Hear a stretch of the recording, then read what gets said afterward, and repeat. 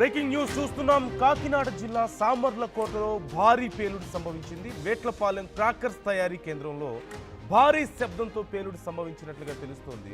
ఈ ప్రమాదంలో దాదాపుగా 20 మంది సజీవ దహనమయ్యారు. మరో 20 మందికి తీవ్ర గాయాలైనట్లుగా తెలుస్తుంది. పలువురి పరిస్థితి విషమంగా ఉంది. మంటల్లో చిక్కుకొని పలువురు కార్మికులు అక్కడికక్కడే ప్రాణాలు కోల్పోయారు. ప్రమాద సమయంలో మొత్తం 50 మంది కార్మికులు ఆ లోపల ఉన్నట్లుగా తెలుస్తుంది. ఈ నేపథ్యంలో ఫైర్ సిబ్బంది వెంటనే అక్కడికి చేరుకుని మంటలు అదుపు చేస్తున్నారు. సహాయక చర్యలు కొనసాగుతున్నాయి. మృతుల సంఖ్య మరింత పెరిగే అవకాశం ఉన్నట్లుగా తెలుస్తోంది. ప్రమాదంపై ఏపీ సీఎం చంద్రబాబు ఆరా తీస్తున్నారు. క్షతగాత్రులకు మెరుగైన చికిత్స అందించాలంటూ ఆదేశించారు. వెంటనే ఘటనా స్థలికి వెళ్లాలంటూ హోంమంత్రి అనితను ఆదేశించినట్లుగా తెలుస్తోంది.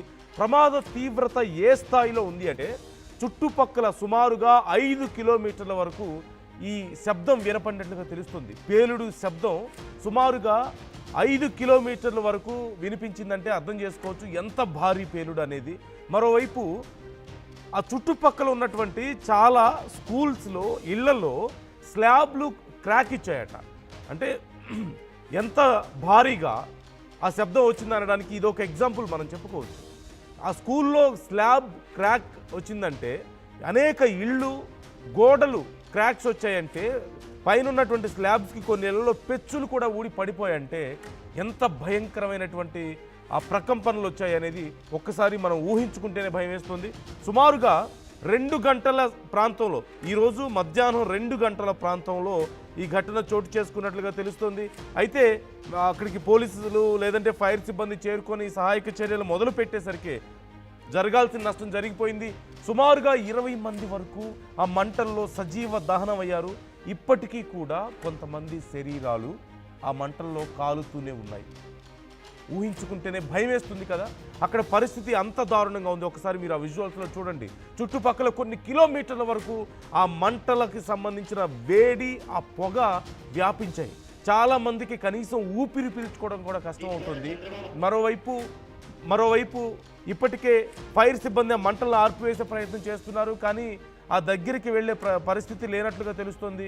ఆ మంటలు ఆర్పివేయాలంటే ఫైర్ ఇంజిన్తో కొంతవరకు దగ్గరికి వెళ్లాల్సి వస్తుంది. కానీ ఆ పొగని పీల్చుకోలేక వాళ్ళు కూడా కష్టపడుతున్నారు. ఇప్పటికే ఏపీ సీఎం చంద్రబాబు ఈ ఘటనకు సంబంధించి ఆరా తీస్తున్నట్లుగా తెలుస్తోంది. ఆయన కూడా దిగ్భ్రాంతి వ్యక్తం చేశారు. ఇంత భారీ ప్రమాదానికి సంబంధించి దిగ్భ్రాంతి వ్యక్తం చేసి వెంటనే హోంమంత్రి అనితకు ఆదేశాలు ఇచ్చారు. అక్కడికి వెళ్ళండి, ఘటనా స్థలానికి వెళ్ళి మీరు పర్యవేక్షించండి అని చెప్పినట్లుగా తెలుస్తోంది. క్షతగాత్రులకు సుమారుగా 20 మంది గాయాలైనట్లుగా తెలుస్తోంది. ఆ 20 మందిని ఇప్పుడు హాస్పిటల్కి తరలించి చికిత్స అందిస్తున్నారు. 20 మంది వరకు ఎగ్జాక్ట్గా మనకి నంబర్ ఇంకా తెలియాల్సి ఉంది.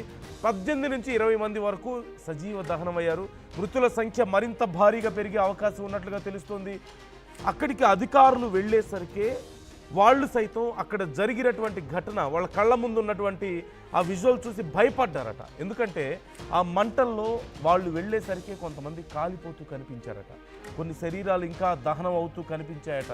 మరికొన్ని మృతదేహాలు చెల్లా చెదురుగా పడిపోయాయట దూరంగా ఆ పేలుడు ధాటికి. ఇంతకుముందు మనం చెప్పుకున్నాం సుమారుగా 5 కిలోమీటర్లు ఎటు చూసినా సరే 5 కిలోమీటర్స్ రేడియస్లో ఈ శబ్దం వినిపించిందట చాలా తీవ్రంగా. అలాగే దగ్గరలో ఉన్నటువంటి ఇళ్ళు స్కూళ్ళకి సంబంధించి పెచ్చులూడి పడిపోయాయట, క్రాక్స్ వచ్చాయంటూ తెలుస్తుంది. ఈ ఫైర్ క్రాకర్స్ తయారు చేసేటువంటి ఒక గోడౌన్లో ఈ మంటలు ఒక్కసారిగా చెలరేగినట్లుగా తెలుస్తుంది.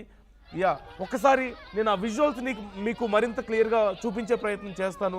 ఎగిసి పడుతున్నటువంటి మంటలు పొగని మీరు ఒకసారి చూడండి.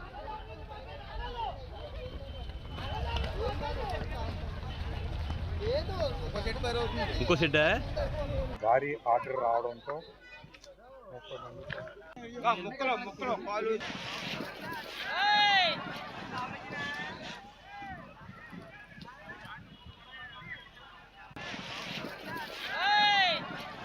రైట్, అక్కడ జరుగుతున్నటువంటి ఆ కాలిపోతున్నటువంటి ఆ గోడౌన్ని, అందులో కాలిపోతున్నటువంటి ఎంతోమందిని మీరు చూస్తున్నారు.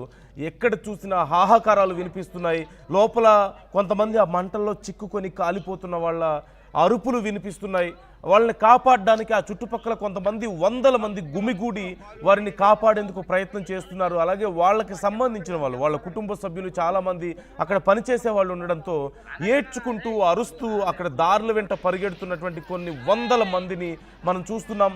ప్రకాష్ మనతో జాయిన్ అవుతున్నారు, మా ప్రతినిధి లైవ్లో సిద్ధంగా ఉన్నారు మనతో. ప్రకాష్, ఘటనా స్థలంలో ప్రస్తుతం పరిస్థితి ఏంటి? ఈ ప్రమాదం అసలు ఎలా జరిగింది, ప్రస్తుతం ఎంతవరకు ఈ